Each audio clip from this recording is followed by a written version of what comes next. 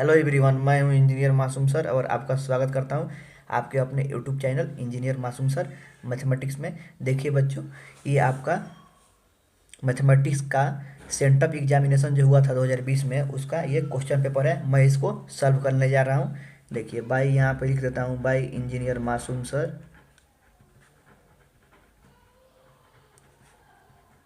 जितना भी ऑब्जेक्टिव दिया गया है मैं इसको सॉल्व करने जा रहा हूँ, आप लोग ध्यान देंगे। देखिए यहाँ पे सबसे पहले यहाँ पे कुछ दिशा निर्देश दिया रहता है, उसको हम लोग पढ़ लेते हैं। पहले क्या लिखा हुआ है, प्रश्न संख्या 1 से 60 तक के प्रश्न के साथ 4 विकल्प दिए गए हैं, जिनमें से एक सही है कि नहीं। 50 प्रश्नों के उत्तर दे, प्रत्येक प्रश्न 1 अंक का है। कहने का क्या मतलब है, इसमें 60 प्रश्न दिए गए हैं, कोई आपको 50 सॉल्व करना है इसमें से, और सभी प्रश्न कितने के हैं, तो 1 अंक के हैं। तो आइए देखिए, पहला प्रश्न में क्या बोला जा रहा है, यदि a बराबर 3 के पावर 4 इंटू 5 के पावर 3 है तथा b बराबर 3 का स्क्वायर गुने 5 का स्क्वायर, तो मसो ए बी का एचसीएफ पूछा जा रहा है। तो एचसीएफ बराबर क्या होता है, क्या जानते हैं यहाँ पे, ध्यान दीजिएगा। एचसीएफ का मतलब ही होता है highest common factor, highest common factor. तो देखिए यहाँ से कॉमन निकालना है, कॉमन निकालना है। तो देखिए यहाँ पे है 3 का पावर 4 और यहाँ है 3 का स्क्वायर है, तो यहाँ से 3 का स्क्वायर कॉमन निकाल सकते हैं। 3 का स्क्वायर कॉमन निकालिए। देखिए 3 के पावर 4 और 3 के स्क्वायर में से क्या, 3 का स्क्वायर कॉमन निकल जाएगा, इंटू 5 का पावर 3 है, 5 का स्क्वायर है, तो 5 का स्क्वायर कॉमन निकल जाएगा। यही आपका कॉमन निकल गया, गुना कर दीजिए। 3 का स्क्वायर 3 2 बार है, तो 3 3 का 9 हो गया, आगुने 5 2 बार है, तो 5 है 25, 25 को 9 से गुना कीजिएगा, 9 5 45 का 5, हाथ में आया 4, 9 दूना का 18 और 4 22 हो गया आपको, तो 225 मिल रहा है। देखिए 225 ऑप्शन नंबर ए इसका करेक्ट हो जाएगा, इसका ऑप्शन नंबर ए आपको करेक्ट हो जाएगा। समझ गए ना, यहाँ पे मसअप बोल रहा है, आपको एचसीएफ निकालने के लिए बोल रहा है। तो एचसीएफ मतलब क्या होता है, हाईएस्ट कॉमन फैक्टर, इसमें से कॉमन निकालना है। तो 3 के पावर 4 है, यहाँ 3 का स्क्वायर है, 3 का स्क्वायर यहाँ से कॉमन आ जाएगा। फिर 5 का पावर 3 है, 5 का स्क्वायर, तो 5 का स्क्वायर कॉमन हो जाएगा। देखिए कितना ईजी। 2 नंबर में आते हैं, यहाँ पे 2 नंबर में बोला जा रहा है 0.43 के ऊपर आपको बार दिया गया, इसको रेकरिंग बोलते हैं, बार बोलते हैं, को पी बाई क्यू के रूप में लिखा जा सकता है, जहाँ पी क्यू पूर्णांक है। देखिए तो बहुत ही सिंपल है। यहाँ पॉइंट के बाद कितना अंक है, 2 अंक है ना, 2 अंक है, और दोनों के ऊपर बार लगा हुआ है, तो 43 लिख देंगे यहाँ पे। 43 पॉइंट के बाद जो भी है उसको लिख देना है, तो 43 हो गया, और 2 में बार लगाया तो मतलब 2 9 आ जाएगा यहाँ पे, बट्टे में 2 9, 43 में 99। देखिए ऑप्शन नंबर आपका डी करेक्ट हो जाएगा, ऑप्शन नंबर डी करेक्ट। फिर से समझिए, पॉइंट के बाद जो भी अंक रहता है उसको लिख लेते हैं ऊपर में, और देखिए दोनों पर यहाँ पे बार लगा हुआ है, तो 2 9 नीचे में आ जाएगा, 3 रहता तो 3 9 नीचे में आ जाता। आइए हम लोग क्वेश्चन नंबर 3 की ओर बढ़ते हैं। यहाँ पे ध्यान दीजिएगा आप लोग, क्या बोला जा रहा है, चतुर्भुज के सभी चारों कोणों का योग कितना होता है। तो देखिए ये आपका चतुर्भुज के सभी कोणों का योग कितना होता है, तो 360 डिग्री होता है। चतुर्भुज के चारों कोणों का योग कितना होता है, तो 360 डिग्री। मान लीजिए ऐसा चतुर्भुज बना रहे हैं आप, चतुर्भुज बना रहे हैं, तो ये प्रत्येक 90 डिग्री होता है ना जी, ये 90, ये 90, ये 90 और ये 90। मान लीजिए ए हो गया, बी हो गया, सी हो गया, डी हो गया। तो चतुर्भुज के सभी चारों कोणों का योग, तो 90 90 180, फिर 90 90 180, 180 प्लस 180 कितना, 360 डिग्री होता है। आपको ऑप्शन नंबर सी करेक्ट हो जाएगा। यहाँ पे देखिए 4 में क्या बोला जा रहा है कि 11/80 का दशमलव प्रसार है, शांत है कि आवर्ती है, अशांत है, इनमें से कोई नहीं। तो देखिए यहाँ पे शांत और अशांत पहचानने के लिए मैं आप लोगों को बताया था, नीचे वाले का हम लोग प्राइम फैक्टर करते हैं, इसका प्राइम फैक्टर करते हैं। तो 80 का कीजिए प्राइम फैक्टर, तो 2 से जाएगा 40 बार में, 2 से जाएगा 20 बार में, 2 से जाएगा 10 बार में, 2 से जाएगा 5 बार में। देखिए यहाँ पे 2 2 और 5 मिल रहा है। तो मैं क्या बताया था, इसका प्राइम फैक्टर करने पर नीचे वाले का हर का, अगर उसमें केवल 2 या 5 या 2 5 दोनों आता है तो क्या कहलाता है, वह शांत कहलाता है। तो 4 के ए आपको शांत, यही आंसर हो जाएगा, 4 का ए करेक्ट हो जाएगा। देखिए यहाँ पे 5 में क्या बचा है, निम्नलिखित में कौन सी अभाज्य संख्या है, प्राइम नंबर कौन सा है इसमें। तो प्राइम नंबर अभाज्य संख्या क्या बताया था, जो खुद से कटे, जो खुद से कटे और एक से कटे, जो खुद से कटे और एक से कटे। तो आपको 91 है, 91 तो आपको दूसरे भी नंबर से कटेगा, 85 भी दूसरे नंबर से कटेगा, 121 भी, सिर्फ एक 41 ही है जो एक से कटता है, जो 41 है जो एक से कटेगा, और आपको एक खुद से कटेगा। देखिए ये एक से कटेगा, और इसका केवल 2 फैक्टर इसका निकल रहा है। यहाँ पे देखिए, एक तो एक से 41 है, इसका फैक्टर कीजिएगा तो एक से जाएगा और ये आपको फिर 41 जाएगा, खुद से जो जाए और एक से जाए उसको क्या बोलते हैं, तो प्राइम नंबर अभाज्य संख्या। तो 5 का भी आपको करेक्ट हो जाएगा। आइए हम लोग 6 में आते हैं। देखिए 6 में क्या बोला जा रहा है यहाँ पे, बहुपद 8x+14 का शून्य ज्ञात कीजिए। तो देखिए शून्य ज्ञात करने के लिए मैं क्या बताया था, शून्य जब भी ज्ञात करना रहे, कभी भी ज्ञात करना रहे तो बराबर में जीरो पुट करते हैं। तो पुट कीजिए बराबर में जीरो, तो 8x+14 = 0 पुट कर देंगे। जैसे ही 8x बराबर, ये प्लस में है जाकर उधर माइनस हो गया, x का वैल्यू निकालना है, ये गुना में है बट्टा में आ जाएगा, -14 बट्टा 8, 2 से कटाइए, ये 7 बार में जाएगा, ये 4 बार में, तो यहाँ माइनस, तो हो गया -7/4, -7/4। तो कौन सा ऑप्शन आपका करेक्ट हो जाएगा, तो 6 का बी नंबर आपको करेक्ट है। देखिए यहाँ पे बोला जा रहा है 128 बट्टा में 168 का सरलतम रूप लिखिए। देखिए 128 है और बट्टा में 164, मतलब सॉरी 128 बटा 168 है यहाँ पे। इसका सिंपलेस्ट फॉर्म लिखना है, तो देखिए यहाँ पे हम लोग इसको यहाँ पे कटाते हैं। 4 से ले जाइएगा, 4 से तो 3 बार में जाएगा, 4 से 4 तिया 12, 4 दूना के 8, फिर बट्टे में ये 4 चौका 16 और 4 दूनी के 8 हो गया, 8 हो गया ये। फिर ये कैसे कटेगा बाबू, 2 से कटाइए, 2 से 16 बार में जाएगा और ये 2 दूना का 4, 2 का 2, 16/21, 16/21 इसका सबसे सिंपलेस्ट फॉर्म है। इसके बाद हम लोग इसको नहीं कटा सकते हैं, तो 16/21 का हो गया बाबू आपको सिंपलेस्ट फॉर्म हो गया, तो 16/21 इसका आंसर हो जाएगा। 7 का बी करेक्ट है, 7 का बी। 8 नंबर में आइए। देखिए 8 नंबर में बोला जा रहा है निम्नलिखित में कौन अपरिमेय संख्या है, तो देखिए ये √49 है, इसका वर्गमूल निकालेंगे तो 7 आ जाएगा। ये देखिए 1/16 लिखा हुआ है, 1 का वर्गमूल 1 होता है, 16 का वर्गमूल 4 होता है, √4 का वर्गमूल 2 हो जाएगा। ये √5 का वर्गमूल हम लोग नहीं निकाल सकते हैं, तो जिसका वर्गमूल हम लोग ना निकाल सकते वो क्या है, अपरिमेय संख्या कहलाता है। तो क्या हो जाएगा, 8 का डी करेक्ट हो जाएगा, 8 का आपको डी करेक्ट हो जाएगा, 8 का डी आपको करेक्ट हो जाएगा। आइए हम लोग क्वेश्चन नंबर 9 की ओर बढ़ते हैं। निम्नलिखित में द्विघात समीकरण है, इसमें द्विघात समीकरण कौन है उसको पहचानना है। तो देखिए मैं द्विघात समीकरण पहचानने के लिए क्या बताया था आपको, पावर में 2 होना चाहिए, बराबर 0 होना चाहिए। देखिए पावर में यहाँ पे 2 है, इसको सॉल्व कीजिएगा तो पावर में 2 मिल रहा है ना यार, यहाँ पे 2 मिल रहा है, लेकिन इसमें देखिए पावर में 3 है तो ये तो पहले होगा नहीं। यहाँ पे देखिए √x में है, x का पावर 1/2 होगा, ये भी होगा नहीं। यहाँ पे जैसे ही सॉल्व कीजिएगा √x लिखा हुआ है, यहाँ पे x² आप +5 × x के पावर 1/2 हो जाएगा। जैसे ही √x को तोड़िएगा तो क्या हो जाएगा, x का पावर 1/2 आ जाएगा, तो ये भी नहीं होगा। तो कौन आपका 9 का एक करेक्ट हो जाएगा, 9 का एक करेक्ट हो जाएगा, 9 का ए आपका ऑप्शन सही है। आइए 10 में देखते हैं। 10 में बोला जा रहा है निम्नलिखित में कौन परिमेय संख्या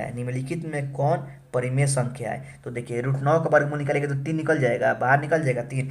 ये 3 का वर्गमूल नहीं निकल सकता है, 9 का तो निकल जाएगा लेकिन 3 का नहीं निकलेगा, ये 3 ऐसे ही रह जाएगा। √6 का वर्गमूल नहीं निकल पाएगा, √10/100 लिखा हुआ है, इसको जब कैंसिल आउट कीजिएगा तो क्या मिल जाएगा, √1/10 मिलेगा, इसका भी वर्गमूल नहीं निकाल सकता है। निम्नलिखित में कौन परिमेय संख्या है, तो √9 का वर्गमूल 3 हो गया और 3 आपको क्या है, परिमेय संख्या है, तो क्या हो जाएगा आपको 10 का ए नंबर सही हो जाएगा, 10 का ऑप्शन नंबर ये आपका करेक्ट है, 10 का ऑप्शन नंबर ये आपको करेक्ट हो जाएगा। 11 में आइए। 11 में आपसे बोला जा रहा है कि निम्नलिखित में कौन द्विघात बहुपद है जिसका शून्य के 5 और -3 है। निम्नलिखित में कौन द्विघात बहुपद है जिनके शून्य के 5 और -3 है। तो आइए हम लोग बारी बारी से इसको चेक करते हैं। ऑप्शन ए को चेक कीजिए, यहाँ पे लिखा हुआ है x² - 2x -15। देखिए x² - 2x -15 बराबर 0 ले लीजिए, क्योंकि शून्यक पूछा जा रहा है, इसको सॉल्व कीजिए। फर्स्ट लास्ट में गुना करते हैं तो 1 × 15 हो जाएगा। फिर आप ऐसे कीजिएगा, 15 को तोड़िए तो 3 × 5 मतलब 5 × 15 उस पर टूट जाएगा, तो लिख सकते हैं x² - 5x + 3x -15 बराबर 0। x कॉमन लीजिएगा तो x - 5 होगा, प्लस 3 कॉमन लीजिएगा तो x - 5 होगा, बराबर 0 हो गया। तो 2 क्या मिल रहा है यहाँ से, x - 5 बराबर 0 मिल रहा है और x + 3 बराबर 0 मिल रहा है। जैसे यहाँ पे सॉल्व करेंगे तो क्या आ जाएगा बाबू, यहाँ पे x का वैल्यू 5 आ जाएगा, x बराबर 5 आया और x का वैल्यू -3 आया, तो x का वैल्यू 5 और एक्स का वैल्यू -3 आएगा। तो ये आपका सही हो गया। जैसे ही इसको सॉल्व किए, इस इक्वेशन को हम लोग बारी बारी से सॉल्व करके देखेंगे कि इसका रूट्स इतना इतना है। एक्स का वैल्यू कहाँ पे 5 और -3 मिलता है। तो जैसे हम एक नंबर ऑप्शन को सॉल्व किए, x² - 2x - 15 को सॉल्व किए यहाँ पे, तो एक्स की वैल्यू 5 आ गया और -3 आ गया, मतलब आपका 11 का ए सही है, करेक्ट है। 11 का ऑप्शन नंबर ए आपको करेक्ट है। आइए 12 में देखते हैं। 12 में देखते हैं हम लोग। 12 में आपसे बोला जा रहा है निम्नलिखित में कौन 3x - y = 0 तथा 3x + 5y = 36 का हल है। तो देखिए इसको बहुत तरीके से हम लोग सॉल्व कर सकते हैं। एक तो तरीका आपको यहाँ पे ये है 3x - y = 0 को समीकरण 1 मान लीजिए, और यहाँ पे 3x + 5y = 36 को समीकरण 2 मान लीजिए, और दोनों को सॉल्व कर लीजिए।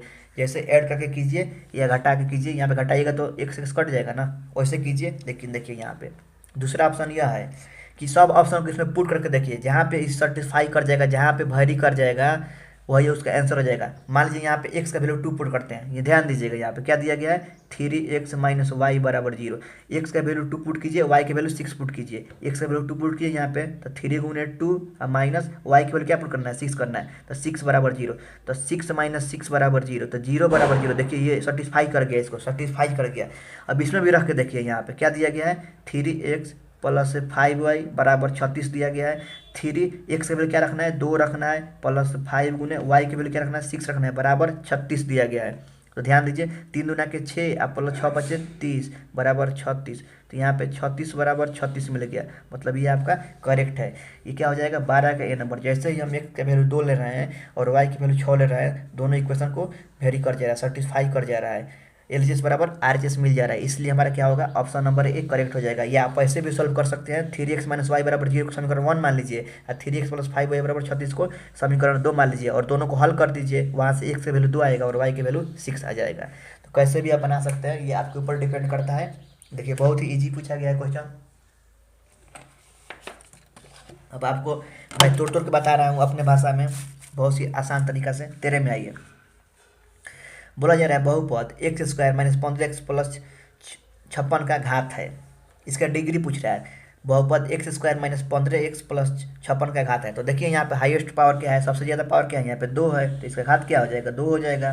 13 का ऑप्शन नंबर बी करेक्ट हो जाएगा। 13 का ऑप्शन नंबर बी करेक्ट हो जाएगा। 14 में आइए। 14 में वो बोला जा रहा है आपसे, यदि दो चरों में दो रैखिक समीकरणों के आलेख प्रतिच्छेदी रेखाएं हो तो हलों की संख्या क्या है।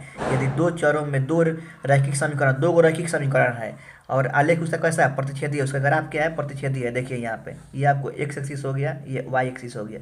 यहाँ पे आलेख एक बनाना है और ये प्रतिच्छेदी है, प्रतिच्छेदी है मतलब एक जगह कट कटा है, तो इसका सोल्यूशन कितना होगा सिर्फ और सिर्फ एक हल होगा। देखिए प्रतिच्छेदी रेखा है, दोनों एक दूसरे को आपस में कट कर रहे हैं, एक बिंदु पर कट कर रहे हैं। देखिए लिखा गया यदि दो चरों में दो रैखिक समीकरणों के आलेख प्रतिच्छेदी रेखाएं हो तो हलों की संख्या क्या होगी, तो एक होगी, सिर्फ और सिर्फ एक हल होगा। तो 14 का एक करेक्ट हो जाएगा आपका, 14 का एक आपको करेक्ट हो जाएगा। 15 में आइए। 15 में बोला जा रहा है त्रिघात बहुपद px = x³ - 3x² + x + 1 के शून्यंकों का योग क्या होता है, शून्यंकों का योग। तो त्रिघात बहुपद में क्या होता है जी, alpha plus beta plus gamma बराबर होता है -b/a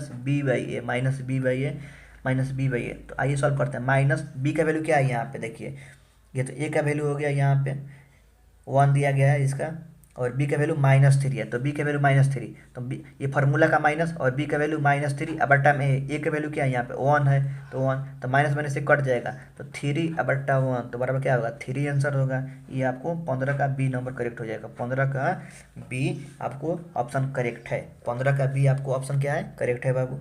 16 में आइए। बोला जा रहा है समांतर श्रेणी का सार्वंतर निकालना है, इसका कॉमन डिफरेंस पदांतर निकालना है इसका। तो पदांतर निकालने के लिए क्या करते हैं, दूसरा में से पहले घटाते हैं, दूसरा में से पहले घटाइए। यहाँ पे d बराबर निकालना है, तो 5/3 दूसरा हो गया, अब माइनस पहला करना है तो 1/3। तो यहाँ पे 3 LCM हो जाएगा, तो क्या हो जाएगा 5 एक बार में जाएगा तो -1, तो 5 में से गया 4 अब बट्टे में 3, 4/3 देखिए, तो ये 16 का सी ऑप्शन करेक्ट हो जाएगा। 16 का सी हो जाएगा, 16 का सी आपको करेक्ट हो जाएगा। आइए 17 में देखते हैं। 17 में दिया गया है x² + bx + 0 के मूल समान हो तो निम्नलिखित में कौन सकते हैं। x² + bx + c = 0 के मूल समान हो तो निम्नलिखित में कौन सा होते हैं? देखिए जब मूल समान होते हैं तो क्या कंडीशन होता है? जब मूल समान होते हैं तो कंडीशन होता है बी स्क्वायर माइनस 4ac का वैल्यू 0 के बराबर होता है। जब मूल समान होते हैं, मूल समान होते हैं तो बी स्क्वायर माइनस 4ac बराबर 0 होता है। तो देखिए जैसे ही यहाँ से बी स्क्वायर ये माइनस में है, उधर जाएगा तो क्या हो जाएगा? प्लस हो जाएगा। तो बी स्क्वायर बराबर 4ac मिल जाएगा, बी स्क्वायर बराबर 4ac। 17 का ए नंबर आपको ऑप्शन करेक्ट हो जाएगा, 17 का ए करेक्ट हो जाएगा आपका। फिर देखिए 18 में आते हैं। यहाँ पे सभी वर्ग होते हैं, मैं आप लोग को बताया था ये सभी वर्ग क्या होते हैं, सभी आपका स्क्वायर क्या होते हैं?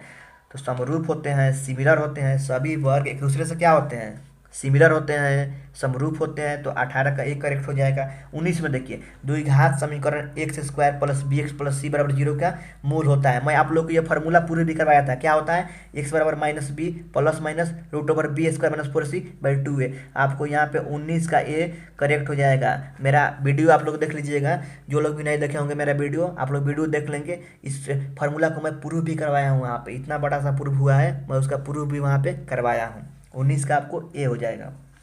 आइए 20 नंबर देखते हैं। 20 में बोला जा रहा है त्रिभुज पी क्यू आर में क्यू आर को एस तक बढ़ाया जाता है। देखिए यहाँ पे ध्यान देंगे, ध्यान देंगे। त्रिभुज पी क्यू आर बोला जा रहा है, त्रिभुज पी क्यू आर, पी हो गया, क्यू हो गया, आर हो गया। ध्यान देंगे बाबू यहाँ पे। देखिए त्रिभुज पी क्यू आर में क्यू आर को एस तक बढ़ाया जाता है। यहाँ पे एस मान लीजिए, क्यू आर को एस तक बढ़ाया गया है, जिसमें कोण कोण पी आर एस बराबर 100 डिग्री, पी आर एस बराबर 100 डिग्री। मतलब यहाँ पे बीच वाला जो है उसी को ना लेते हैं, तो आर का वैल्यू यहाँ पे 100 डिग्री दिया हुआ है, तथा कोण पी क्यू आर बराबर 70 डिग्री। पी क्यू क्यू का वैल्यू यहाँ पे 70 दिया गया है। देखिए जो बीच में रहता है उसी को यहाँ पे उतना ही कोण उसका होता है। तो देखिए क्यू है यहाँ बीच पे, तो क्यू बराबर 70 डिग्री ले लिए यहाँ पे। आर यहाँ पे बीच में है तो आर बराबर 100 डिग्री हो गया। तो कोण क्यू पी आर का मान ज्ञात करना है। यहाँ पे कोण क्यू पी आर का मान ज्ञात करना है, मतलब पी का यहाँ वैल्यू निकालना है। यहाँ पे पी बराबर क्या होगा? व्हाट होगा? पी बराबर क्या होगा? तो देखिए मैं क्या बताया हूँ आपको, फार्मूला मैं बताया था, अंदर वाले का योग बाहर वाले के बराबर होता है। अंदर वाले का योग बाहर वाले के बराबर होता है। अंदर वाले का योग बाहर वाले का बराबर होता है। तो अंदर में क्या है? पी है। तो लिखिए कोण पी प्लस कोण क्यू बराबर कोण आर हो गया। देखिए अंदर वाले का योग मतलब जोड़ बाहर वाले के बराबर होता है। तो अंदर में क्या है? पी है, क्यू है, तो पी क्यू लिख दिए, और बाहर वाले में क्या है? आर है, तो आर लिख दिए, बराबर होता है। तो पी का वैल्यू तो निकालना ही है, और क्यू का वैल्यू दिया गया है 70 डिग्री दिया गया है, और बराबर आर का वैल्यू 100 डिग्री दिया गया है। तो कोण पी बराबर क्या हो जाएगा? 100 डिग्री। अब माइनस जाके यहाँ पे क्या होगा बाबू? घट जाएगा। तो कोण पी बराबर क्या आ गया? 100 में से 70 जाएगा तो 30 डिग्री इसका आंसर हो जाएगा, 30 डिग्री। तो 20 का एक करेक्ट हो जाएगा, 20 का ये आपको करेक्ट हो जाएगा। चलिए 21 में आते हैं। 21 में बोला जा रहा है कि समांतर श्रेणी 5 7 9 11, समांतर श्रेणी 5 7 9 11 का 25वां पद क्या होगा? देखिए टी 25 निकालना है। यहाँ 25वां पद वहाँ मतलब टी 25 निकालना है। टी 25 तो मैं क्या बताया था, जिस समय ए प्लस 24 डी हो जाएगा ना, यहाँ पे 25वां निकालना है तो क्या हो जाएगा? ए प्लस 24 डी। एक कम करके लिखते हैं यहाँ पे।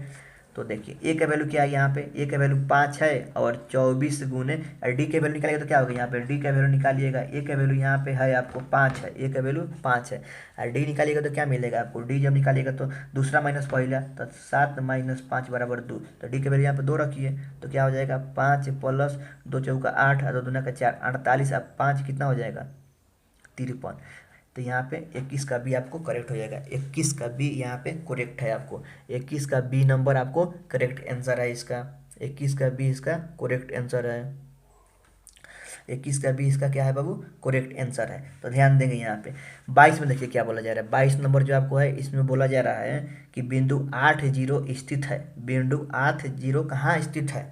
तो प्रथम पाद में x अक्ष पर, द्वितीय पाद में y अक्ष पर। तो ध्यान देंगे यहाँ पे 8 बोला जा रहा है। ये x का वैल्यू होता है, ये y का वैल्यू होता है। तो यहाँ पे 8 हो गया, x एक्सिस पे ये 8 हो गया, ये y एक्सिस होता है, ये नेगेटिव x एक्सिस होता है, ये नेगेटिव y एक्सिस होता है, ये आपका 0 0 होता है। यहाँ पे x का वैल्यू 0 होता है, y का वैल्यू 0 होता है, ओरिजिन बोलते हैं इसको, मूल बिंदु बोलते हैं। तो 8 0 बोला जा रहा है। तो 8 यहाँ पे हो गया, प्लस में 8 है यहाँ पे x एक्सिस पे, और 0। तो ये कौन सा कहाँ पे स्थित है बोला जा रहा है? तो एक्स अक्ष पे स्थित है। 22 का सी आपको आंसर सही हो जाएगा। कहाँ पे स्थित है? तो एक्स अक्ष पे। 22 का आपको सी करेक्ट हो जाएगा। 23 नंबर में आइए, बोला जा रहा है समांतर श्रेणी का कौन सा पद जीरो है? कौन सा पद जीरो है यहाँ पे? समांतर श्रेणी 21, 18, 15 का कौन सा पद जीरो है? तो यहाँ पे देखिए टी बराबर क्या होता है बाबू? तो होता है ए प्लस n-1 इंटू डी। तो बोला जा रहा है कौन सा पद जीरो है, मतलब टी का वैल्यू जीरो दिया गया है, टी का वैल्यू जीरो दिया गया है। ए का वैल्यू 21 है, 21 रखिए यहाँ पे, 21 हो गया। एन का वैल्यू निकालना है n-1। डी का वैल्यू कितना हो जाएगा? 18 में से 21 जाएगा तो कितना होगा बाबू? 18 में से 21 जाएगा तो -3 होगा ना, -3। अब सॉल्व कीजिए इसको, तो जीरो बराबर क्या हो जाएगा? 21 माइनस को 3n से, तो -3n अब +3 हो गया। माइनस से गुना कीजिएगा, -3 से 1 में, तो माइनस क्या हो जाएगा? प्लस हो जाएगा। सॉल्व कीजिए, जीरो बराबर हो जाएगा 21 और 3 ऐड कीजिएगा तो 24 मिलेगा, -3n। -3n किधर लाइएगा तो प्लस हो जाएगा, तो 3n बराबर 24 हो गया। तो n बराबर क्या हो जाएगा? 24 अब बट्टे में 3, 3 से 8 पर में जाएगा, तो n की वैल्यू 8 हो गया। तो 8वां पद इसका। 23 का आपको डी करेक्ट हो जाएगा। 23 का ऑप्शन नंबर डी करेक्ट हो जाएगा आपका। 23 का आपको डी सही दिया गया है, 23 का डी सही हो जाएगा। अब देखिए निम्नलिखित में कौन सा समांतर श्रेणी नहीं है? निम्नलिखित में कौन सा समांतर श्रेणी नहीं है? समांतर श्रेणी नहीं है, कैसे पहचानेंगे इसको? उसका पदांतर के वैल्यू सार्वंतर के वैल्यू बराबर नहीं होना चाहिए। तो देखिए 12 में से 9 जाएगा तो आपको 3 मिलेगा, 9 में 6 जाएगा तो 3, ये तो आपको सही है। 2 में से 1 जाएगा तो 1 मिलेगा, 3 में से 2, ये भी माइनस कीजिएगा, ये नहीं होगा आपको। 24 का डी नहीं होगा, क्योंकि इसका अंतर निकालिएगा ना, सार्वंतर निकालिएगा तो हर का अलग अलग आएगा, सब किसी का अलग अलग आएगा, तो यही हो जाएगा, समांतर श्रेणी नहीं है। 24 का डी करेक्ट हो जाएगा। आइए 25 पर चर्चा करें। अल्फा किसी द्विघात बहुपद पी एक्स बराबर x square minus 2x plus 8 के शून्यक अल्फा बीटा होता है। अल्फा इंटू बीटा का वैल्यू निकालना है। अल्फा इंटू बीटा बराबर हम लोग क्या जानते हैं कि सी बाई ए होता है। अल्फा इंटू बीटा बराबर सी बाई होता है। सी बाई सी का वैल्यू क्या है यहाँ पे? ये ए का वैल्यू हो गया, ये बी का, ये सी का 8 है, सी का वैल्यू 8 हो गया, और ए का वैल्यू क्या है? तो 1 है, तो 8 है बट्टे में 1, तो 8 हमारा आंसर हो जाएगा। 8 हमारा आंसर। 25 का एक करेक्ट हो जाएगा। 25 का ऑप्शन नंबर ए आपका करेक्ट हो जाएगा। आइए 26 पे बात करते हैं। 26 में दिया गया है त्रिभुज ए बी सी जिसके शीर्ष ए -2, 10, बी 5, -4 और सी 6, 10 है, तो केंद्र का निर्देशांक ज्ञात कीजिए। केंद्र का निर्देशांक ज्ञात करने के लिए फॉर्मूला क्या होता है? x1 plus x2 plus x3 बट्टे में 3, y1 plus y2 plus y3 और बट्टे में 3 होता है। तो देखिए इन तीनों के पहल का आपस में ऐड कर दीजिए तो कितना हो जाएगा? -2 प्लस इसका पहल का 5 प्लस इसका पहल का 6 बट्टे में 3। फिर यहाँ पे इसका दूसरा का कौन है? तो 10 है, और इसका दूसरा का तो -4 है, और इसका दूसरा का तो 10 है। अब बट्टे में 3 कर दीजिए, तो देखिए 6, 5, 11, 11 में से 2 जाएगा तो 9, 9 अब बट्टे में 3 हो गया, 9 अब बट्टे में 3, 9 अब बट्टे में 3 हो गया, 10 और 10 20, 20 में 14 जाएगा, सॉरी 20 में से 4 जाएगा तो 16 होगा, 16 अब बट्टे 3 कट जाएगा, 3 अकामा 16/3 होगा आंसर। 3 कामा 16/3 इसका आंसर होगा। कौन सा है ऑप्शन यहाँ पे? 3,2, 2,3। इसमें तो ऑप्शन ही नहीं दिया गया है, यहाँ पे ऑप्शन ही नहीं दिया गया है। यहाँ पे ऑप्शन सभी के सभी गलत ऑप्शन दिए गए हैं। यहाँ पे आपको आंसर क्या होगा? 3,16/3 होगा। 3,16/3 आपका करेक्ट आंसर होगा, लेकिन यहाँ पे इसमें नहीं दिया गया है। कोई बात नहीं, अपने से आप लोग यहाँ पे ऑप्शन नंबर ई लेके सही मार देंगे। यहाँ पे 3,16/3 होगा। देखिए केंद्रक निकालना है, केंद्रक का निर्देशांक ज्ञात करना है। तो क्या होता है formula? x1 plus x2 plus x3/3 या y1 plus y2 plus y3/3 होता है। आइए 27 में देखते हैं। 27 में ये लिखा गया है यहाँ पे, यदि दो समरूप त्रिभुजों का क्षेत्रफल का अनुपात 100:121 है तो उनके संगत भुजाओं का अनुपात ज्ञात कीजिए। मैं फार्मूला बताया था, जब भी आपको संगत भुजा का अनुपात निकालना होगा तो इसका क्या करेंगे? इसका स्क्वायर रूट कर देंगे। यहाँ पे 100 है, यहाँ पे 100। 100 का स्क्वायर रूट क्या होता है? 10 होता है। यहाँ पे अनुपात का अनुपात हो गया, 121 से क्या हो गया? तो 11 होता है, 11, 11, 121, तो 10:11 आपका आंसर हो जाएगा। 27 का डी करेक्ट हो जाएगा। 27 का डी करेक्ट हो जाएगा। आइए 28 नंबर चर्चा करते हैं। 28 नंबर पे बोला जा रहा है बिंदु 4,0 और 5,1 के बीच की दूरी क्या है? यहाँ पे दूरी निकालने के लिए बोला है। दूरी निकालने के मैं फॉर्मूला बताया था आपको, क्या होता है दूरी निकालने के लिए? x2 माइनस x1 का होल स्क्वायर अब प्लस y2 माइनस y1 का होल स्क्वायर। फार्मूला का यूज कीजिए। यहाँ पे फार्मूला का यूज कीजिएगा तो क्या हो जाएगा? x1 माइनस तो 5 -4 का होल स्क्वायर और प्लस 1 -0 का होल स्क्वायर। तो क्या हो जाएगा बाबू? 5 में 4 जाएगा तो 1 का होल स्क्वायर और प्लस फिर 1 का होल स्क्वायर। तो 1 का वर्गमूल 1 होता है, 1 + 1 बराबर √2 हो जाएगा। √2 आंसर हो जाएगा इसका। 28 का बी हो जाएगा। 28 का बी आपको करेक्ट है। फिर देखिए यहाँ पे 29 में बोला जा रहा है दो समान कोणिक त्रिभुजों में उनकी संगत भुजाओं का अनुपात सदैव समान रहता है, किसने कहा था? थेल्स साहब ने किए थे। कौन कहा था? थेल्स साहब ने कहे थे कि दो समान कोणिक त्रिभुजों में उनकी संगत भुजाओं का अनुपात सदैव समान रहता है, किसने कहा? तो थेल्स साहब ने कहे थे। आप थ्योरम भी पढ़े होंगे। यहाँ पे देखिए, यहाँ पे 30 में बोला जा रहा है मूल बिंदु का नियामक क्या होता है। देखिए यहाँ पे ये आपको एक्स एक्सिस हो गया, ये वाई एक्सिस हो गया। यहाँ पे मूल बिंदु होता है। मूल बिंदु क्या होता है? 0 0 होता है। तो मूल बिंदु का नियामक क्या होता है? 0 0 होता है। यहाँ पे 30 का डी करेक्ट हो जाएगा। 30 का ऑप्शन नंबर डी करेक्ट है। यहाँ पे 30 का ऑप्शन नंबर डी करेक्ट है। आपको 30 का ऑप्शन नंबर कौन सा करेक्ट होगा बाबू? तो 30 का आपको डी करेक्ट होगा। 30 का ऑप्शन नंबर डी आपको सही होगा। 31 में देखिए, 31 में यहाँ पे बोला गया है त्रिभुज पी क्यू आर में पी क्यू बराबर 6 cm है, क्यू आर बराबर आपको 12 cm है, और आर पी बराबर 6√3 cm है। तो कोण पी बराबर क्या होगा? देखिए यहाँ पे समकोण त्रिभुज यहाँ पे दिया गया है। समकोण त्रिभुज, समकोण त्रिभुज एक दिया गया है यहाँ पे।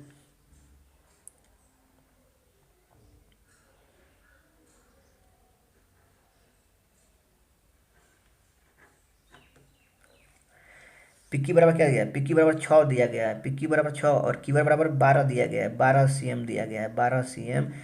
और आर पी बराबर 6√3 cm दिया गया है। तो बोला कि कोण पी का वैल्यू क्या होता है? 90 डिग्री होगा। समकोण त्रिभुज में क्या होता है? 90 डिग्री होता है। समकोण त्रिभुज में क्या होता है? यहाँ पे 90 होता है ना, 90 यहाँ पे होता है, तो 90 डिग्री होगा ये।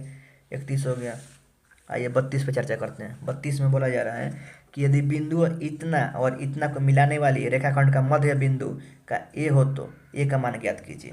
तो देखिए यहाँ पे ध्यान से समझिएगा। मध्य बिंदु दिया गया, यहाँ पे क्यू दिया गया। क्यू क्या है? -1 अकामा 1 दिया गया। यहाँ पे मान लीजिए ए कितना दिया गया है? तो -3 अकामा ए दिया गया है। और बी कितना दिया गया है बाबू? तो 1 कामा ए प्लस 4 दिया गया, ए प्लस 4 दिया गया है। और आपसे यहाँ से ए का वैल्यू पूछा जा रहा है कि ए का वैल्यू क्या होगा। तो हम लोग जानते हैं कि इन दोनों को जोड़ के 2 से भाग इसके बराबर होता है, तो ऐड कीजिए।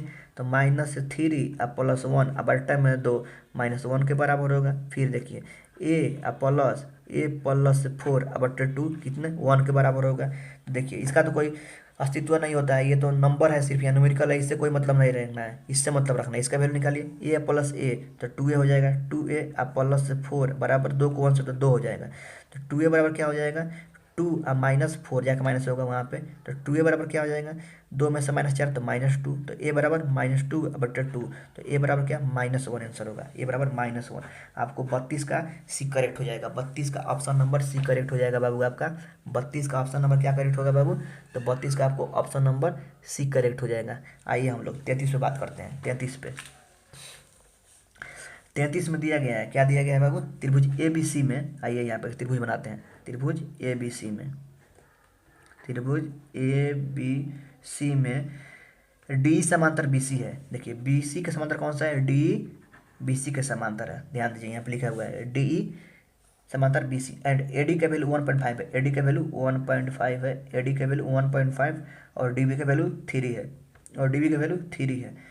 फिर आपको ए बराबर 1 दिया गया है, ए बराबर 1 दिया गया है। देन इसी का वैल्यू पूछा जा रहा है, इसी का वैल्यू पूछा जा रहा है, क्या होगा? हाँ तो अब क्या पूछा जा रहा है आपको यहाँ पे? इसी का वैल्यू पूछा जा रहा है। तो फॉर्मूला क्या होता है? फॉर्मूला होता है आपको ए डी बट्टा डी बी बराबर ए ई बट्टा ई सी होता है। फॉर्मूला वैल्यू रखिए यहाँ पे। ए डी की वैल्यू 1.5 और डी बी का वैल्यू क्या है? 3 है, बराबर ए ई का वैल्यू 1 है, और ई सी तो निकालना ही है, गुना कीजिए। तो 1.5 ई सी बराबर हो जाएगा 3 एकम 3 हो जाएगा यहाँ पे। तो ई सी बराबर क्या हो जाएगा? 3 अब बट्टे में 1.5 हो जाएगा, 1.5 हो जाएगा। तो ये कितना बार में जाएगा? यहाँ पे 2 बार में जाएगा। 1.5 है और 3 है, तो दोगुना है इसका। 1.5 का दोगुना 3 होता है ना, तो इसी बराबर क्या हो गया बाबू? 2 आंसर हो गया। 33 का आपको एक करेक्ट हो जाएगा। 33 का ए नंबर करेक्ट है आपको। 33 का ए आपको करेक्ट है। देखिए मैं कितना अच्छा यहाँ पे एक्सप्लेन करके आपको बता रहा हूँ, कितना अच्छा से यहाँ पे मैं एक्सप्लेन करके आपको यहाँ पे बता रहा हूँ, हर एक बात को तोड़ तोड़ के। यहाँ पे देखिए cos थीटा बराबर 34 में आते हैं हम लोग।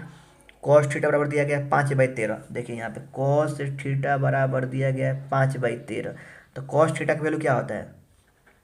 तो b/h होता है। तो b/h 5/13 दिया गया। तो मैं लिखवाया था कि अगर b 5 हो h 13 हो तो p क्या हो जाएगा? आपको 12 हो जाता है, क्योंकि 5 12 13 होता है। 5 से 12 13 होता है। अगर 5 12 दिया रहता तो हम 13 लिख देते, 13 5 दिया है तो 12 लिख दिया, 13 12 दिया रहता तो 5 लिख देते। तो देखिए बी का वैल्यू 5 है, एच 13 है, तो कौन बच गया, पी बच गया। पी का वैल्यू यहाँ पे 12 हो गया। कॉसेक थीटा पूछा जा रहा है आपसे कि कॉसेक थीटा बराबर क्या होगा। तो देखिए कॉसेक थीटा बराबर क्या होता है, एच बाई पी होता है, एच बाई पी होता है, एच बाई पी। एच का वैल्यू कितना है यहाँ पे 13 है, और पी का वैल्यू कितना है 12 है। तो 13/12 आपको 34 का ए करेक्ट हो जाएगा। 34 का ऑप्शन नंबर ए आपको करेक्ट हो गया। 34 का आपको ऑप्शन नंबर ए करेक्ट हो गया यहाँ पे। आइए हम लोग 35 पे चर्चा करेंगे। 35 पे हम लोग चर्चा करने जा रहे हैं। देखिए यदि एक 12 मीटर ऊंचे खंभे की छाया पृथ्वी पर इतना है तो सूर्य का उन्नयन ज्ञात करना है। ध्यान दीजिए, हाइट एंड डिस्टेंस का यह क्वेश्चन है। हाइट एंड डिस्टेंस का यह आपको क्वेश्चन है यहाँ पे। देखिए यदि 12 मीटर ऊंचे खंभे, ये 12 मीटर का ऊंचा खंभा है, छाया पृथ्वी पर कितना बन रहा है 4√3 बन रहा है, तो सूर्य का उन्नयन कोण ज्ञात करना है। थीटा मान लीजिए, तो टेन थीटा बराबर क्या होता है, टेन थीटा बराबर आपको होता है पी बाई बी होता है। टेन थीटा बराबर पी बाई बी होता है। टेन थीटा बराबर पी बाई बी। तो टेन थीटा बराबर क्या हो जाएगा, पी का वैल्यू कितना है यहाँ पे आपको टेन थीटा बराबर हो जाएगा, पी का वैल्यू कितना है तो 12 है, और बी का वैल्यू क्या है तो 4√3 है, 4√3 है। जैसे ही आप कैंसिल आउट करेंगे तो 4 से ये 3 बार में जाएगा, तो 3/√3 आ गया, 3/√3 आ गया। तो क्या करेंगे आप ध्यान दीजिएगा, 3/√3 आ गया, इसका परिमीकरण कीजिए। तो √3 और नीचे में ऊपर नीचे √3 से गुना कर दिए, तो 3√3 हो गया। यहाँ पे √3 गुना करेंगे तो 3 मिल जाएगा, 3 से 3 कट गया, √3 मिल गया। तो आपको टेन थीटा बराबर √3 मिल गया। तो टेन कितना का वैल्यू √3 होता है, तो टेन 60 का, टेन 60 का वैल्यू क्या होता है √3 होता है आपको। टेन 60 का वैल्यू √3 था। टेन थीटा बराबर टेन यहाँ पे 60 लिख सकते हैं हम लोग, टेन से टेन कट जाएगा, थीटा बराबर 60 डिग्री आ जाएगा। थीटा की वैल्यू 60 डिग्री आपको आंसर हो जाएगा। थीटा की वैल्यू क्या हो जाएगा बाबू 60 डिग्री, यहाँ पे आपको आंसर हो जाएगा। 35 का आपको बी करेक्ट हो जाएगा, 35 का आपको बी करेक्ट हो जाएगा, 35 का बी। आइए 36 पे बात करते हैं। 36 में दिया गया 1 + tan स्क्वायर थीटा किसके बराबर होता है, सेक स्क्वायर के बराबर होता है। ये तो फॉर्मूला ही होता है, फॉर्मूला ही आपको होता है कि sec square theta minus tan square theta बराबर 1 होता है, 1 होता है। तो आपको यहाँ पे 1 + tan स्क्वायर का वैल्यू पूछा जा रहा है, 1 + tan स्क्वायर का वैल्यू। तो सेक स्क्वायर थीटा बराबर हो जाएगा ना 1 + tan स्क्वायर थीटा, 1 है ये माइनस में जाके इधर प्लस हो जाएगा, तो 1 + tan स्क्वायर थीटा हो जाएगा। सेक स्क्वायर थीटा बराबर क्या हो जाएगा 1 + tan स्क्वायर थीटा, इसका आंसर हो जाएगा 1 + tan स्क्वायर थीटा, इसका आंसर हो जाएगा। तो देखिए वही पूछा जा रहा है कि 1 + tan स्क्वायर थीटा का वैल्यू क्या होगा, तो सेक स्क्वायर थीटा हो जाएगा। Sec square 1 + tan square theta का वैल्यू क्या हो रहा है सेक स्क्वायर थीटा, यहाँ पे सेक स्क्वायर थीटा, इसका 36 का बी करेक्ट हो जाएगा, 36 का बी हो जाएगा करेक्ट। आइए 37 बात करते हैं। 37 में बोला जा रहा है कि आर त्रिज्या वाले वृत्त के थीटा कोण वाले त्रिज्याखंड की चाप की लंबाई ज्ञात कीजिए। त्रिज्याखंड की चाप की लंबाई ज्ञात करना है। तो देखिए आप लोग फॉर्मूला क्या पढ़े होंगे कि θ/180 गुने पाई आर पढ़े होंगे आप लोग। त्रिज्याखंड के चाप की लंबाई, त्रिज्याखंड की चाप की लंबाई क्या होती है, तो θ/180 डिग्री गुने पाई आर होता है, पाई आर होता है। लेकिन यहाँ पे तो कोई ऑप्शन दिख ही नहीं रहा है, तो आप लोग कंफ्यूज हो जाएंगे। कंफ्यूज नहीं होना है, यहाँ पे देखिए दिया हुआ है, यहाँ पे जैसे यहाँ पे दिया हुआ है, यहाँ 2 है, यहाँ 360 है, 2 से कटाइएगा तो 180 बार में जाएगा, 180 बार में। तो देखिए क्या आ गया θ/180 गुने पाई आर आ गया। तो ऑप्शन आपका बी यहाँ पे देखिए, थोड़ा सा ध्यान भी देना है यहाँ पे, 2 से कैंसिल आउट कीजिएगा तो 180 आ जाएगा, तो θ/180 गुने पाई आर नहीं आ गया यहाँ पे। तो 37 का क्या हो जाएगा, 37 का बी करेक्ट होगा, आपको 37 का बी करेक्ट होगा। आइए हम लोग 38 पे चर्चा करते हैं। 38 पे हम लोग चर्चा करते हैं। क्या बोला गया है कि यदि एक वृत्त का परिमाप मतलब होता है परिधि, और क्षेत्रफल संख्यात्मक रूप से बराबर हो तो उस वृत्त की त्रिज्या क्या होगी, उस वृत्त की त्रिज्या क्या होगी। देखिए एक वृत्त का परिमाप मतलब होता है 2πr, किसके बराबर है, तो संख्यात्मक रूप से क्षेत्रफल के बराबर है। क्षेत्रफल क्या होता है πr² होता है। देखिए यहाँ पे पाई से पाई कैंसिल आउट हो गया, तो क्या मिल गया 2r बराबर r² मिल गया। क्या मिल गया आपको, और एक, अब देखिए यहाँ पे क्या करते हैं हम लोग, एक आर से एक आर कट जाएगा तो आर बराबर क्या होगा 2 इकाई हो गया। एक आर से एक आर कटेगा तो आर बराबर क्या हो जाएगा 2 इकाई हो जाएगा। एक आर से एक आर कट गया तो आर बराबर क्या मिल जाएगा 2 इकाई मिल जाएगा। नहीं यहाँ पे 38 का डी करेक्ट हो जाएगा, 38 का डी करेक्ट हो जाएगा, 38 का डी। अब भैया 39 पे बात करते हैं। 39 पे अगर ए का वैल्यू 30 डिग्री दिया हुआ है तो sine A into cosec A का वैल्यू पूछा जा रहा है। तो साइन ए का वैल्यू क्या है 30 डिग्री है, 30 रखिए, साइन 30 गुने कॉसेक भी आपको ए का वैल्यू 30 रखना है, कॉसेक 30, तो साइन 30 इंटू कॉसेक 30। साइन 30 का वैल्यू क्या होता है, तो 1/2 होता है ना, साइन 30 का वैल्यू क्या होता है, तो 1/2, और कॉसेक 30 का वैल्यू तो 2, 2 से 2 कट जाएगा, तो एक आंसर मिलेगा। देखिए 39 का एक करेक्ट हो जाएगा, 39 का एक आंसर हो जाएगा, एक आंसर हो जाएगा इसका। आइए 40 पे चर्चा करते हैं। 40 पे, एक चक्कर में 14 सीएम, एक चक्कर में 14 सेमी त्रिज्या के पहिए द्वारा तय की गई दूरी ज्ञात कीजिए।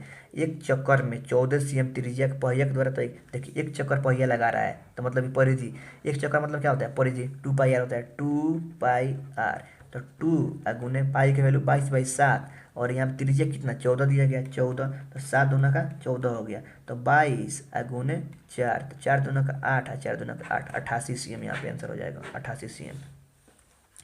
2 गुने पाई आर, देखिए यहाँ पे क्या बोल रहा है, एक चक्कर में 14 सीएम त्रिज्या के पहिए द्वारा तय की गई दूरी।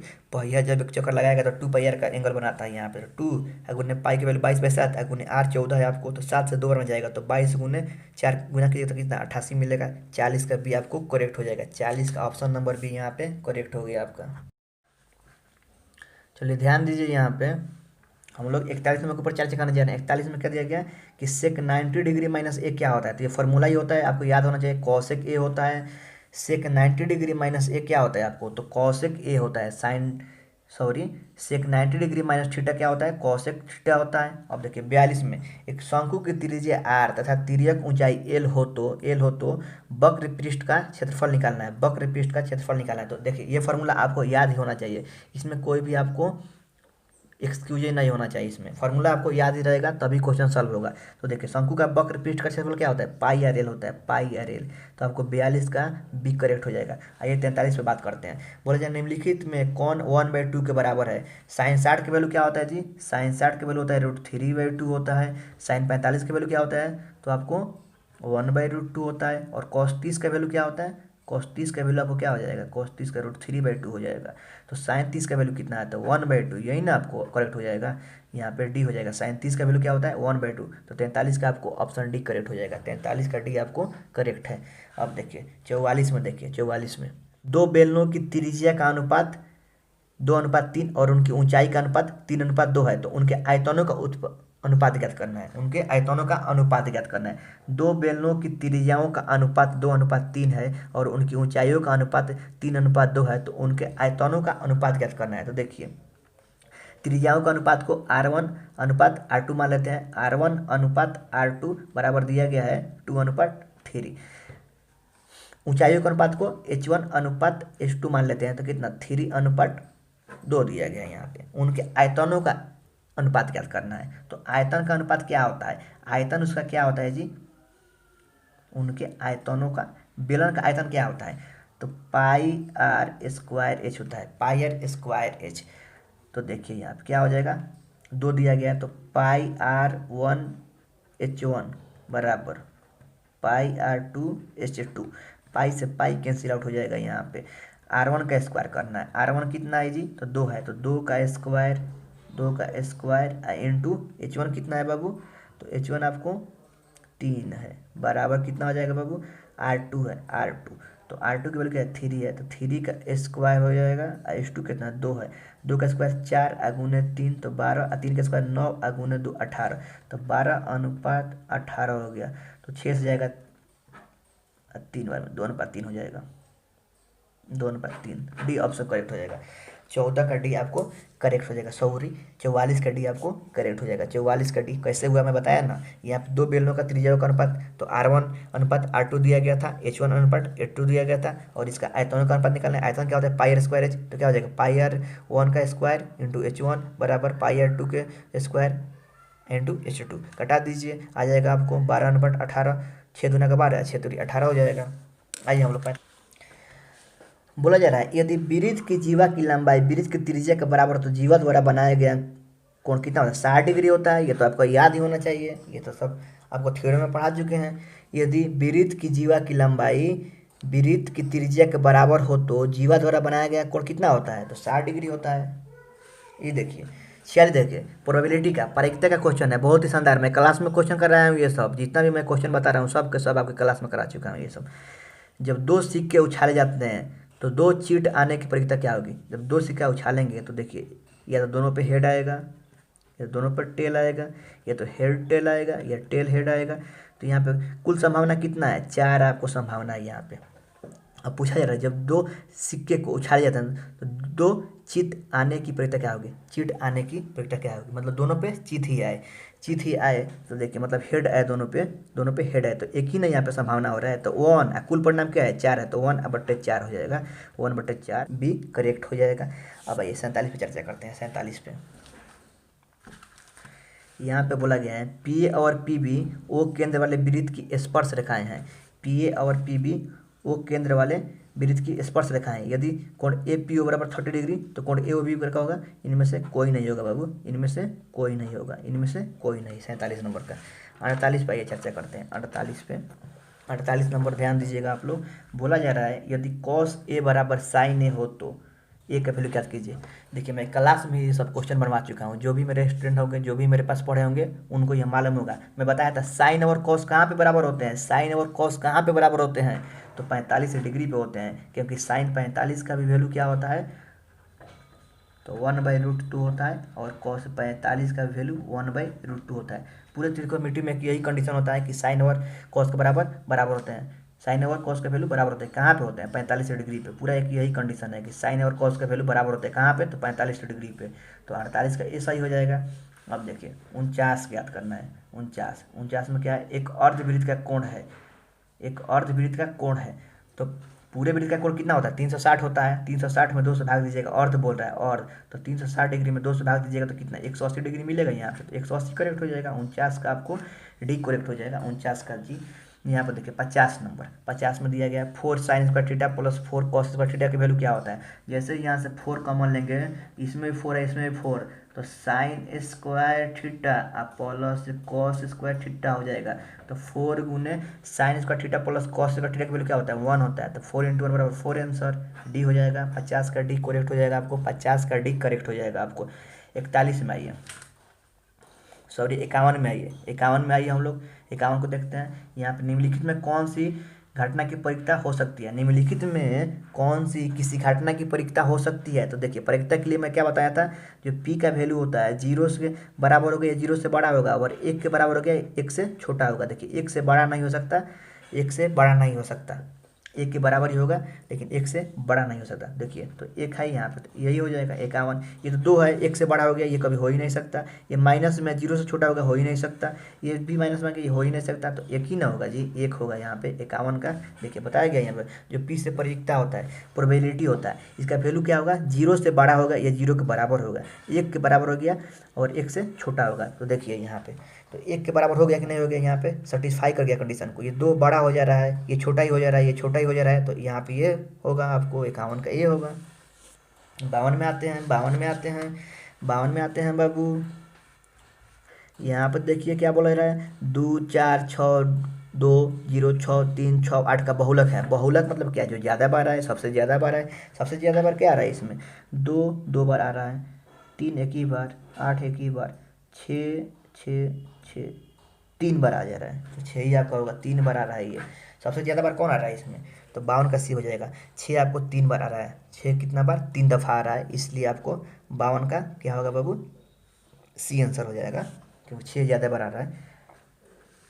आइए 53 में आइए, बोला जा रहा है ये दे गोले का त्रिज्या 7 cm है, मतलब r बराबर 7 cm है। गोले का त्रिज्या 7 cm है, तो इसकी आयतन ज्ञात कीजिए। तो गोले का आयतन क्या होता है, 4/3 पाई आर क्यू होता है। तो 4/3 पाई आर क्यू, तो 22/7 पाई की वैल्यू, और आर क्यू तो 7 × 7 × 7 हो गया। देखिए 7 से 7 कैंसिल आउट हो जाएगा, 7 से 7, तो बट्टा में क्या आएगा, बट्टा में 3 आएगा, बट्टा में 3 आएगा, और बट्टा में यहाँ पे 3 है, तो यही इसका आंसर हो जाएगा। सॉल्व करने की कोई जरूरत ही नहीं है। यहाँ देखिए जैसे 7 से 7 कैंसिल आउट हो गया, बट्टा में 3 दिख रहा है यहाँ, मतलब बट्टा में 3 आएगा आंसर में, बट्टा में 3 है, तो यहाँ भी बट्टे में 3 है आपको, यहाँ भी बट्टे में 3 है, तो इसको सॉल्व करने की जरूरत नहीं है। यहाँ हो जाएगा 53 का डी करेक्ट हो जाएगा, 53 का डी करेक्ट हो जाएगा।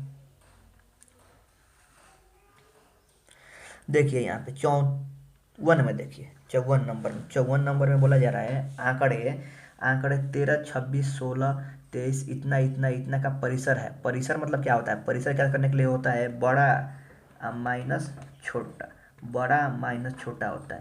तो सबसे बड़ा नंबर इसमें कौन है, देखिए तो सबसे बड़ा नंबर कौन है, 13, 26 ये सब खोजिए तो 33 सबसे बड़ा, छोटा इसमें 7 दिख रहा है। देखिए यहाँ सबसे बड़ा कौन है इसमें, 33 है, सबसे छोटा कौन है तो 7 है।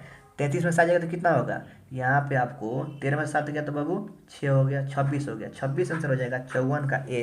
देखो परिसर ज्ञात करने के लिए क्या किया जाता है, जब भी आपको परिसर ज्ञात कर रहे तो क्या करते हैं, बड़ा माइनस छोटा करते हैं। तो बड़ा नंबर इसमें कौन सा 33 था और सबसे छोटा 7 था। 33 में से 7 हो जाएगा तो कितना को बचेगा, 26 को बचेगा। यही आपको 26 आंसर हो गया 54 का ए।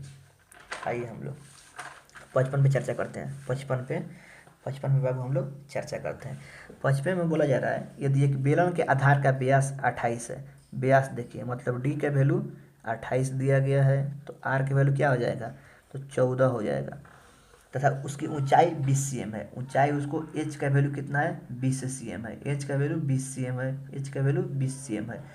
तो इसका वक्र पृष्ठ का क्षेत्रफल ज्ञात कीजिए। वक्र पृष्ठ का जो क्षेत्रफल होता है ना 2πr हो जाए, 2πrh होता है। बेलन के वक्र पृष्ठ का क्षेत्रफल क्या होता है 2πrh। देखिए यह सब फार्मूला आपको याद होना चाहिए, याद रहेगा आपको डायरेक्ट क्वेश्चन बनेगा वरना नहीं बनेगा। मैं कुछ नहीं इसमें हेल्प कर सकता, इसमें कोई ट्रिक नहीं है, आपको फार्मूला याद रखना पड़ेगा।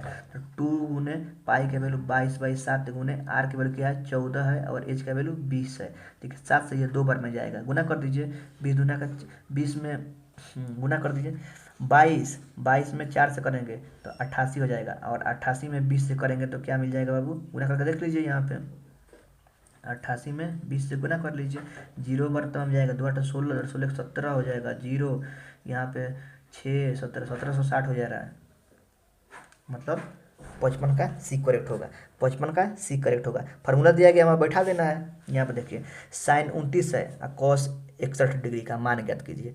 साइन 29 बट्टे में कॉस 61 का मान ज्ञात करना है। देखिए कितना ईजी है, यहाँ पे दोनों को जोड़ने पे कितना आ रहा है 1 आ रहा है, दोनों को जोड़ने पर 90 आ रहा है, तो वैल्यू क्या होगा 1 हो गया, 1 हो जाएगा। यहाँ पे 56 का भी कितना क्लास में ये सब क्वेश्चन मैं करा चुका हूँ ऐसा।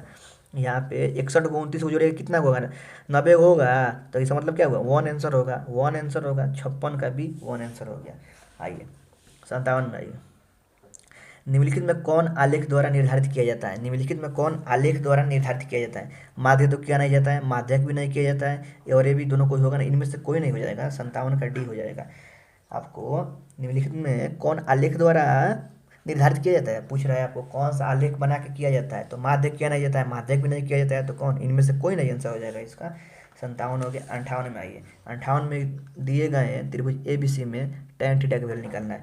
tan थीटा का वैल्यू क्या होता है जी, tan थीटा बराबर होता है p/b, थीटा का सामने p होता है, तो 4k/बट्टे में b कितना है 3k है, k से k गायब होगा तो 4/3 आ जाएगा, 4/3। यहाँ पे 58 का बी आंसर करेक्ट हो जाएगा, 58 का बी हो जाएगा बाबू, 58 का बी।